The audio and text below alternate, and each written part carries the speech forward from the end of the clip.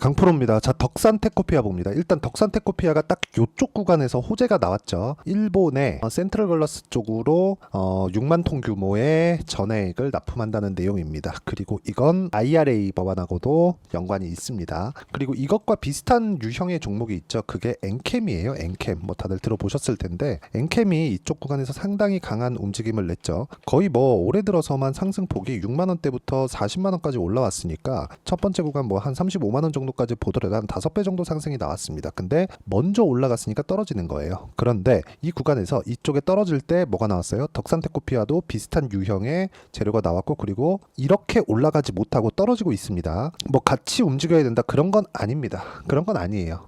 결론부터 말씀드릴게요.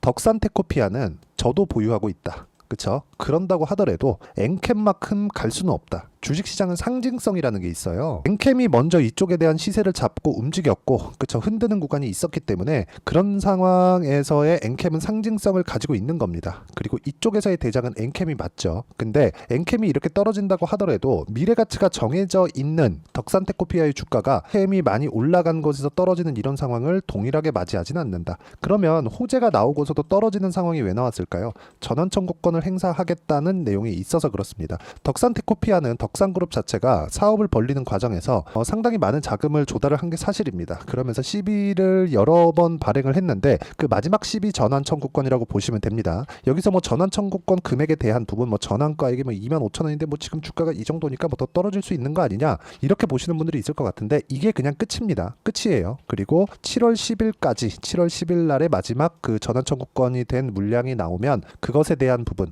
이제 악재 소멸이다. 이 구간에서 우리가 봐야 되는 건 철저하게 가격 위주로 봐야 된다는 거고, 다음 주 월요일 날, 내일이죠. 월요일 날에 나오는 장 초반에 흔드는 구간을 제외하고서는 이제는 뭐 더 이상 주가 변동폭에 대한 부분, 이런 부분은 크게 걱정할 필요가 없습니다. 그리고 앞으로 좋아지는 부분에 대해서 주가가 먼저 반영하는 거예요. 방금 전에 제가 엔캠에 대해서 보여드렸는데 엔캠의 실적을 먼저 볼게요. 지금 고가 대비해서 어느 정도 떨어졌는지 한번 보겠습니다. 39만 원이니까 40만 원 잡고 지금 22만 5천 원이니까 50% 떨어졌잖아요. 그랬을 때 엔캡의 시가총액이 지금 어느 정도 되느냐? 4조 5천억입니다. 곱하기 2 딱 때리면 한 10조 가까이 되는 거죠. 근데 실적은 어떻습니까? 올해 나오는 실적이 870억. 그냥 계산하기 쉽게 볼게요. 1000억이라고 잡았을 때 곱하기 10을 하면 1조가 되죠. 여기서 곱하기 100을 하면 10조가 됩니다. 그쵸? 그러면 이게 뭐예요? 지금 PER이 100배까지 받았었다. 그러면 덕산테코피아는 요 정도 받지 못한다는 겁니다. 근데 이건 예상치예요.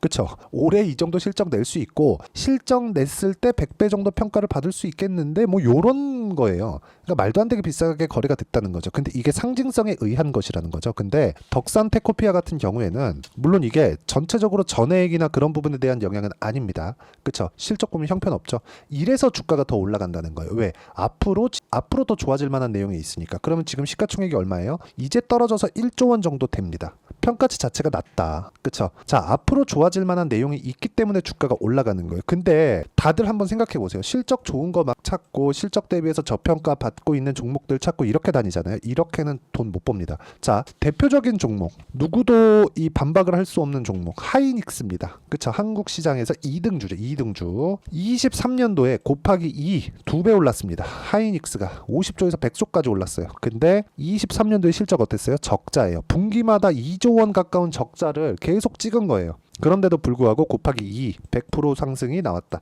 주가는 실적이 좋을 때는 안 올라갑니다. 23년도 실적 보시죠. 아니, 주가 보시죠. 7만 원대부터 쭉 올라가서 14만 원대까지 올라갔습니다. 그리고 나서 24만 원까지 또 올라갔죠. 왜? 앞으로 추가적으로 더 좋아질 만한 내용이 있으니까. 실적 대비하면 하이닉스는 비쌉니다. 근데 왜 더 올라요? 왜 안 빠져요? 지금 말씀드린 겁니다. 미래 가치를 반영하니까 이런 부분을 이해를 했을 때 내가 이런 정도의 수익을 낼 수 있습니다. 보세요. 1월 1일부터 6월 30일까지 570%. 이 정도의 상황을 만들기 위해선 가격 위주로 내가 매매 진행을 해야 되는 거고, 이 가격에 맞춰서 매매를 했을 때 이 정도의 상황 만들 수 있지만 그 가격을 어떻게 봐야 되는지 보세요. 일단 덕산테코피아를 이야기를 드리고 있으니까 어때요? 올라가는 구간에서만 매매를 했다. 최근에는 제가 뭐 저도 이쪽 구간에서 조금 물려 있는데 밑에 내려보면 뭐 7% 손절, 7% 수익, 밑에 내려오면 37% 수익 어디서 나왔어요? 올라가는 구간에 싸게 사지 않았다는 거. 지금 여기서 여기를 보면 싸 보이는데 이쪽 구간에서는 올라오는 거 보고 그냥 매수를 한 겁니다. 여기서 안 사잖아요. 그쵸? 쭉 올라오는 거 보고 다 매수를 한다.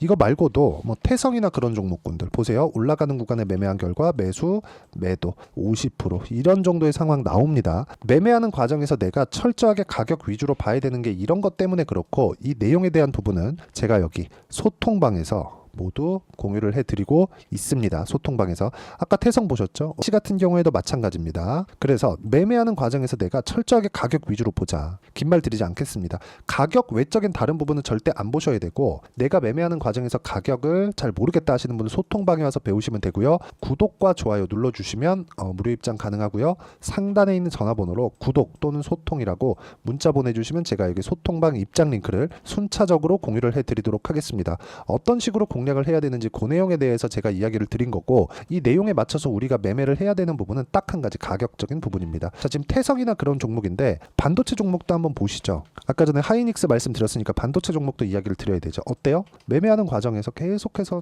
올라가는 구간이라는 점을 확인할 수 있죠. 25%, 14%, 26, 22, 18% 이렇게 나옵니다.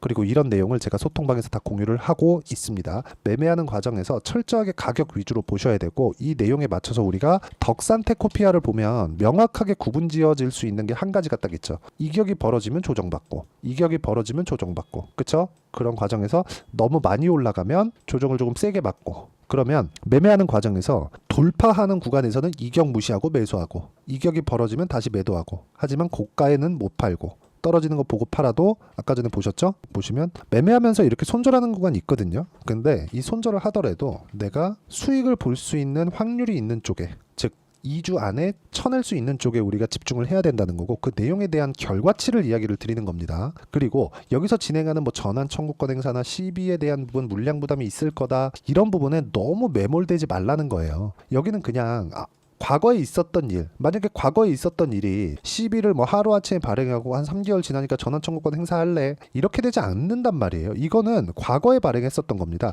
이런 부분에 대한 내용이 만약에 알려지지 않을 수도 없거니와, 만약에 이런 부분을 감안하지 않고 이런 정도의 상승 만들어냈을까요? 2만 원도 안 되는 주가에서 6만 원대까지 올라왔는데 이런 정도의 막 3배, 4배씩 올라가는 상승 만들어낼 수 있을까요? 안 됩니다. 절대 불가능해요. 그래서 우리는 철저하게 올라가는 부분 확인하고, 시세 적용이 되었을 때 매매를 하더라도 37% 정도의 수익을 낼 수 있다는 점이 중요하고, 다른 종목에서도 마찬가지라는 걸 보여드린 거고, 이런 것들이 모이고 모여서 아까 전에 보셨던 계좌 수익이 만들어진 겁니다. 그리고 이 내용에 대한 부분을 제가 소통방에서 공유를 해드리고 있으니까 구독과 좋아요 눌러주시고요. 상단에 있는 전화번호로 구독 또는 소통이라고 문자 보내주시면 되고, 그리고 이런 식의 매매를 진행하기 위해서 내가 어떤 식으로 타점을 잡고 매매를 이어가야 되는지 그 내용에 대한 부분을 여기 단기 보유 전략, 그렇죠? 덕산테코피아의 단기 보유 전략으로 내용 준비를 해놨고요. 그리고 단기 보유 전략을 활용해서 덕산테코피아 이제 다음 주에 굉장히 중요합니다. 실시간 타점, 그렇죠? 실시간 타점을 제가 문자로 공유를 해드리도록 할 테니까 상단에 있는 전화번호로 덕산이라고 문자 보내주시면 제가 단기 보유 전략과 실시간 타점을 문자로 공유를 해드리도록 하겠습니다. 내용 정리하겠습니다. 주식시장은 미래 가치를 반영하는 과정에서 가격이 먼저 뜬다. 그럼 올라가는 부분을 공략해야 되는 건 너무 당연한 이야기가 되고, 그 부분을 내가 어떤 식으로 공략을 할지 그 내용에 대해서 제가 이야기를 해드릴 테니까 영상 끝까지 시청하시고요. 모든 분들이 성공 투자하셨으면 참 좋겠습니다. 자, 24년도가 돼서도 시장은 여전히 어렵습니다. 자, 근데 시장은 항상 어려울 거예요. 앞으로도 계속해서 어려워질 겁니다. 자, 근데 제가 매월 대시세 종목을 구독자분들에게 공개를 합니다. 자, 내용을 보면 12월 달에 실제 공개를 했었던 강프로의 대시세 종목에 대한 내용인데, 대기업을 상대로 안정적인 매출 구조를 가지고 있고요. 그리고 현재 주요 거래처는 삼성전자, 인텔, 하이닉스, TSMC, 해외에 반도체 관련된 기업이라는 걸 알 수 있죠. 그만큼 1월 달에 제가 보고 있었던 종목은 반도체 관련주라는 걸 알 수 있습니다. 공개를 해드리면 이 내용입니다. 여기 어보브 반도체, 그쵸? 실제 제가 거래한 내용을 공개를 한 거고요. 수익에 대한 크기를 보면 공략한 시점, 제가 가격대를 함께 공개를 해드렸는데 공략한 시점부터 21%의 수익 마감이 된 것을 확인해 볼 수가 있습니다.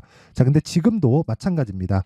지금은 어떤 이슈가 있을까요? 2월 달에 발표한다는 기업 밸류업 프로그램이 있죠. 근데 그걸로 인해서 지금 2월 달에 발표한다고 이야기가 나온 상황이고요. 무엇보다 우리가 생각해야 될 내용은 한 가지입니다.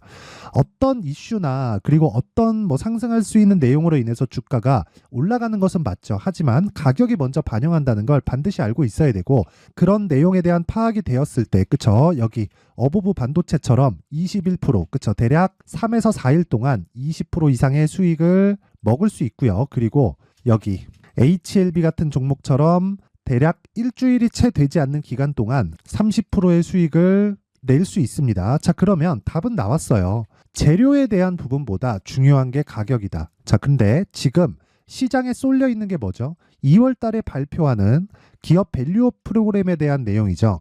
자, 그러면 우리가 이쪽에다가 지금 집중을 해야 될까요? 그 내용을 한번 보겠습니다. 기아차의 차트를 보면요. 1월 24일 날 정부단에서 입김을 불어넣은 이후에 시세가 강하게 발생한 것처럼 보이지만 애초에 12월 달부터 신고가를 달성했다는 걸 확인할 수 있습니다. 자, 그러면 우리가 스케줄을 따져봤을 때 우리가 어디를 봐야 될까요? 4월 달 총선을 봐야 됩니다. 드디어 때가 온 거죠. 4월 달 총선이 끝나면 그 뒤엔 뭐가 있죠?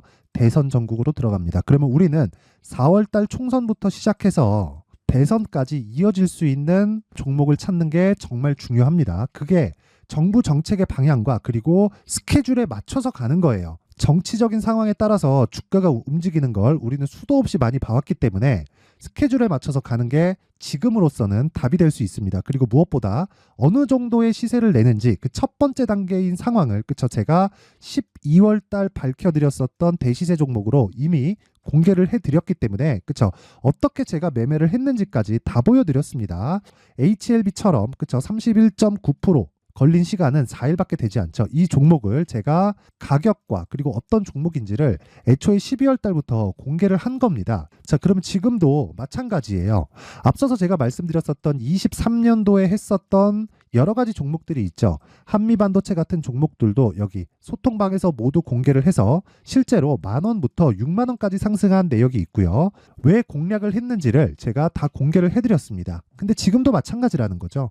정부 정책의 방향에 맞춰서 또는 선거 스케줄에 맞춰서 매매를 이어가야 될 때가 됐고요. 제가 총선 관련된 큰 시세가 나올 수 있는 대시세 종목을 준비를 해놨습니다. 길게 말씀드리지 않겠습니다. 모든 종목들은 신고가를 달성하면서 대시세 준비를 하게 되고요. 신고가를 공략했을 때 내가 시장에 주도주를 잡을 수 있는데 지금은 총선에 집중하는 게 맞다. 그래서 총선 관련된 그리고 대선까지 이어질 수 있는 종목을 준비를 해놨는데 지금부터 준비를 하셔야 나중에 고가에 올라가서도 꾸준하게 매매를 이어갈 수 있습니다.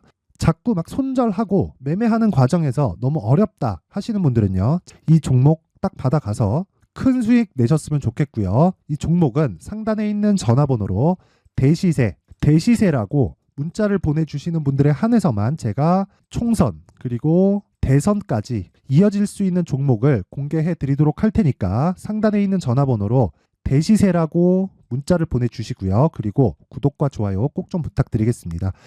시장은 정말 어렵습니다. 자, 그래서 모든 분들이 성공 투자하셨으면 좋겠고요.